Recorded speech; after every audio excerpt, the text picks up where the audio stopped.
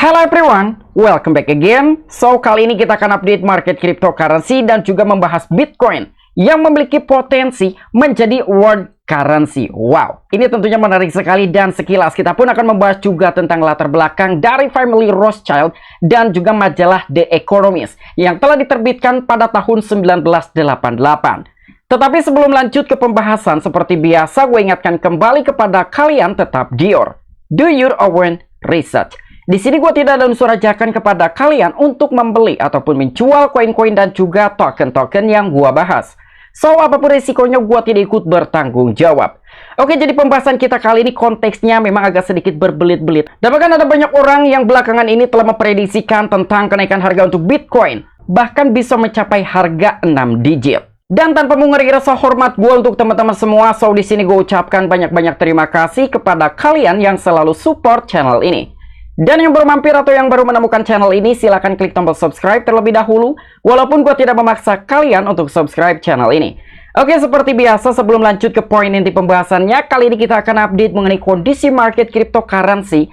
Apakah hari ini sedang terjadi kenaikan atau sedang dalam tahap koreksi? Melihat kondisi market cryptocurrency hari ini nampaknya masih dalam tahap kenaikan.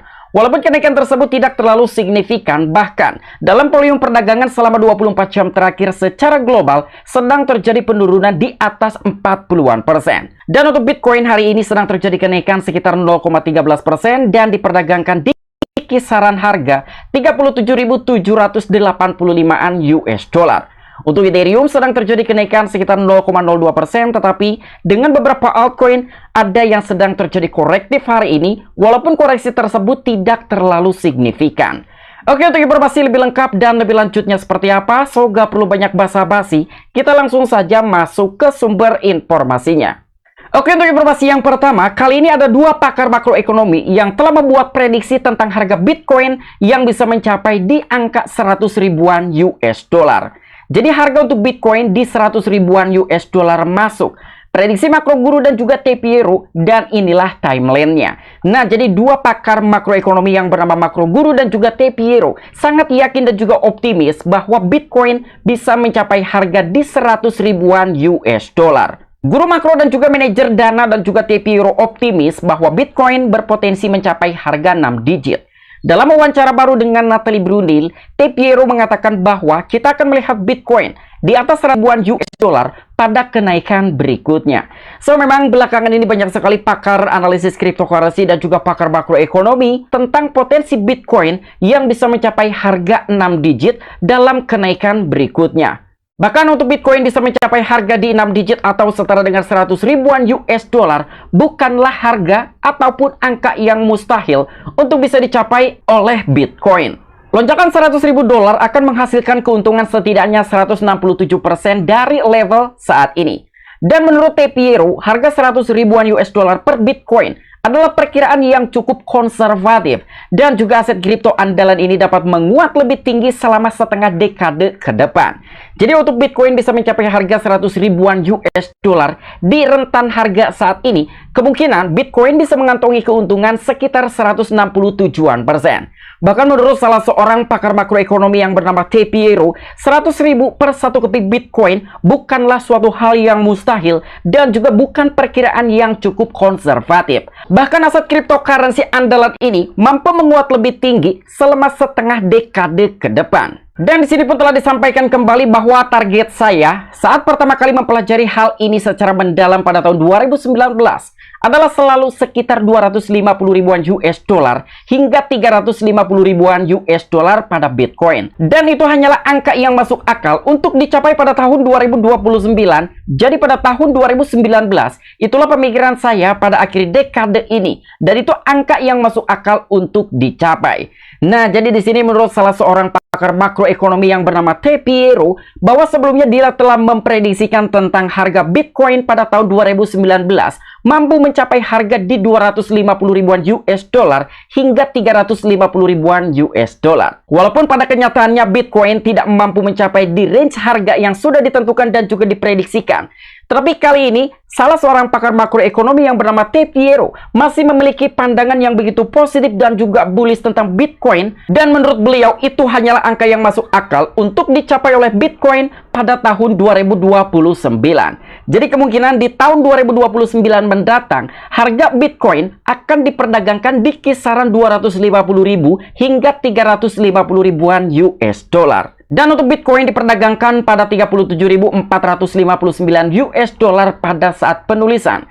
Tentang kapan Bitcoin bisa mencapai harga 1 juta dolar seperti yang telah diprediksi sebelumnya oleh CEO ARK Investment yang bernama Cathie Wood. Dan di sini pun T. Piero telah menanggapi tentang apa yang telah diprediksikan sebelumnya oleh salah seorang CEO dari ARK Investment, yaitu Cathie Wood. Saya pikir Cathie telah keluar dan juga berkata, apakah dia mengatakan target harga Bitcoin di 1 juta dolar dan saya hanya bisa mendapatkan angka-angka itu juga. Tetapi itu mungkin saja bisa dicapai tahun 2035 atau 2038. Maksud saya tidak tahu atau bisa juga lebih awal. Nah, jadi menurut salah seorang pakar makroekonomi yang bernama T. Piero tentang prediksi harga oleh CEO ARK Investment yang bernama Cathie Wood, bahwa Bitcoin bisa mencapai harga di 1 jutaan US dollar. Begitu juga dengan salah seorang pakar makroekonomi yang bernama T. Piero.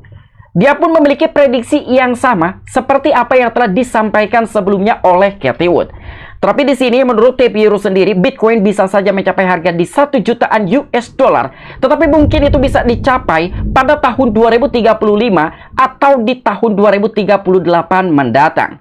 Dan ada banyak aset seperti real estate yang sering diinvestasikan orang sebagai penyimpanan nilai. Dan ada tahu, seni, lukisan, dan juga penyimpan nilai. Maksud saya Bitcoin benar-benar dapat mengambil sebagian besar penyimpanan nilai dan juga modal yang ada di luar sana. Masyarakat juga memiliki equity, karena equity merupakan lindung nilai terhadap inflasi.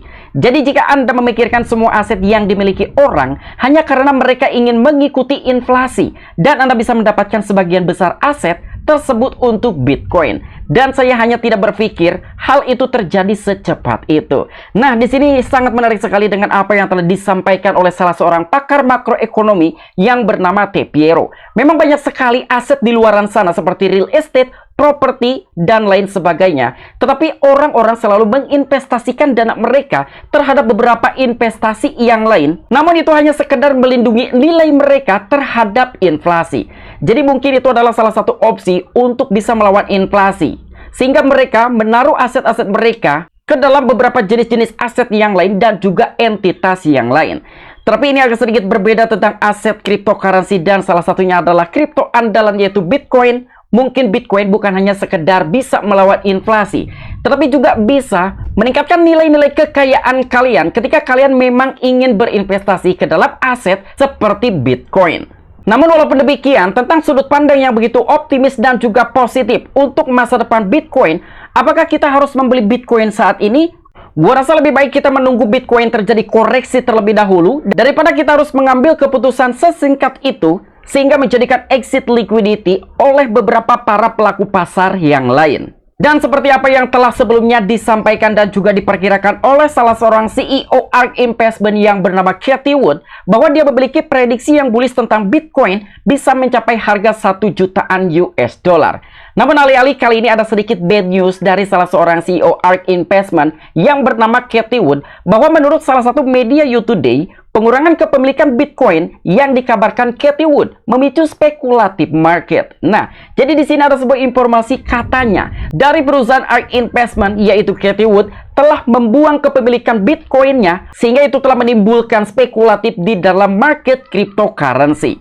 Namun dalam peristiwa yang mengejutkan, CEO ARK Investment yang bernama Cathie Wood diduga diam-diam mengurangi exposure-nya terhadap kepemilikan Bitcoin, memicu spekulatif dan juga kekhawatiran di kalangan investor. Dan berita ini tersiar ketika Wellwire, sumber terkemuka wawasan market cryptocurrency, men-tweet sebuah wahyu bahwa Wood telah mengurangi exposure Bitcoin-nya sambil secara terbuka mempertahankan pandangan bullish terhadap mata uang kripto terkemuka tersebut.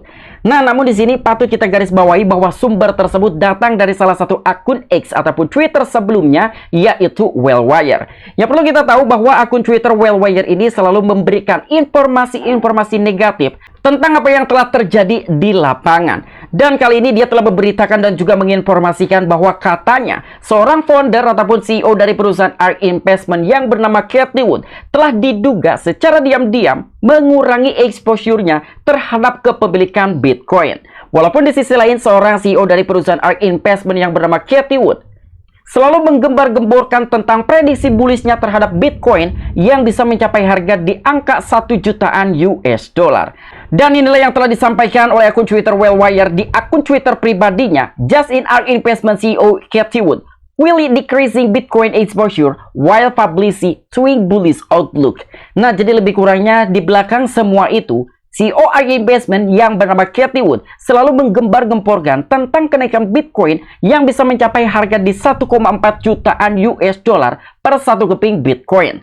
Tetapi di sisi lain, telah diduga menjual kepemilikan sebagian aset Bitcoin-nya secara diam-diam. Dan tweet tersebut menyebutkan bahwa pada minggu sebelumnya, Cathie Wood telah menarik perhatian karena mempromosikan prediksi Bitcoin yang tidak realistis, menunjukkan lonjakan melampaui 1,4 jutaan US dollar, berbeda dengan sikap bullish publiknya. Data perdagangan ETF menunjukkan bahwa diam-diam telah melepas Bitcoin lebih dari 700 ribuan lembar saham Bitcoin Grayscale Trust melalui ARK ETF-nya. Nah, jadi di sini ada suatu dugaan bahwa katanya CEO ARK Investment yang bernama Cathie Wood telah menjual 700 ribuan lembar saham Bitcoin Grayscale Trust melalui ARK ETF-nya. Dan inilah mengapa gua sampaikan kepada kalian semua, jangan terlalu memutuskan sesingkat mungkin ketika kalian ingin membeli suatu aset tersebut. Lebih baik kita wait and see terlebih dahulu daripada kita memutuskan hari ini untuk membeli Bitcoin dan hanya menjadikan exit liquidity dari para pelaku pasar. Dan kali ini kita akan membahas sekilas tentang majalah The Economist yang telah diterbitkan pada tahun 1988 yang merupakan salah satu informasi kontroversial dan menjadikan konspirasi di kalangan komunitas cryptocurrency bahkan secara global. Namun yang perlu kita garis bawahi bahwa cover majalah The Economist yang telah diterbitkan pada tahun 1988, apakah ini tentang Bitcoin? Nah, jadi di sini kita bisa melihat di dalam cover majalah The Economist, get ready for a world currency. Bahkan di sini ada seekor burung phoenix yang menggunakan kalung berbentuk koin dan juga angka 10. Bahkan dia sedang menginjak-injak fiat money dari negara Amerika Serikat, yaitu USD.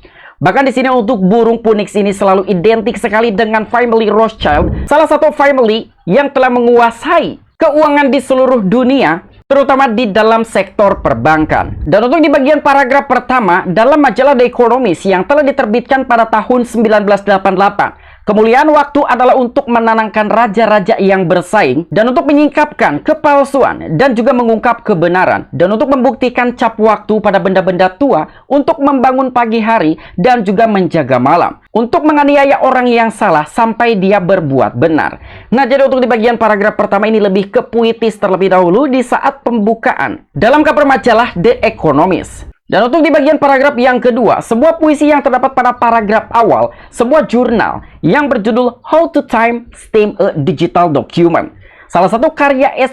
Haber and W. Scott yang telah diterbitkan oleh Bellcore atau Bell Communication Research. Judul ini merupakan satu dari 8 referensi yang digunakan oleh Satoshi Nakamoto yang juga dikeluarkan oleh seorang yang sampai saat ini belum tahu siapa aslinya. Artinya kan memang Satoshi Nakamoto ini adalah sosok anonimus dan juga telah membuat white paper yang berjudul Bitcoin, a peer-to-peer electronic cash system, yang sudah ada sejak tahun 18 Agustus 2008 hingga sekarang. Namun jurnal tersebut baru diposting tanggal 31 Oktober 2008 pada email tentang kriptografi. Nah, jadi inilah yang menjadikan suatu kontroversi dan juga konspirasi di kalangan komunitas secara global, baik untuk komunitas cryptocurrency dan juga untuk para investor secara umum.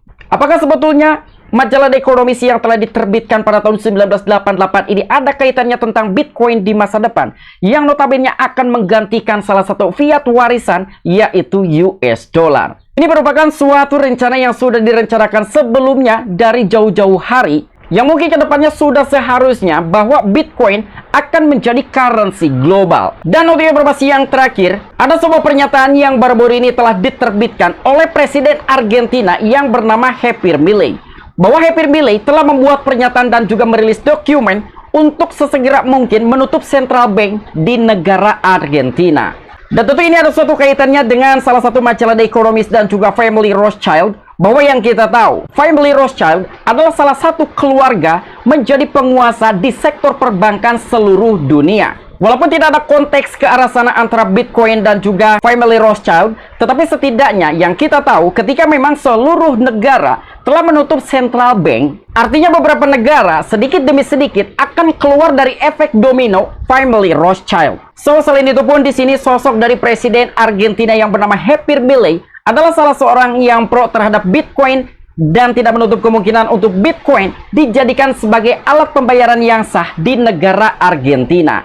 Dan sampai dengan sejauh ini, baru satu-satunya negara yang telah melegalkan Bitcoin untuk dijadikan sebagai alat pembayaran, yaitu negara El Salvador. Bahkan salah satu pemerintah dari negara El Salvador yang bernama Nayib Bukele, beliau akan buy Bitcoin every day. Jadi Nayib Bukele ini akan membeli Bitcoin setiap hari dari pendapatan APBD negaranya. Oke, mungkin itu aja informasi-informasi yang bisa gua sampaikan kepada kalian. Kurang dan lebihnya mohon maaf. Apabila kalian memiliki opini pribadi ataupun pendapat pribadi, silahkan discuss di kolom komentar. Oke, sampai jumpa. Saksikan di the next video-video gue selanjutnya. Salam cuan, salam profit. Bye-bye.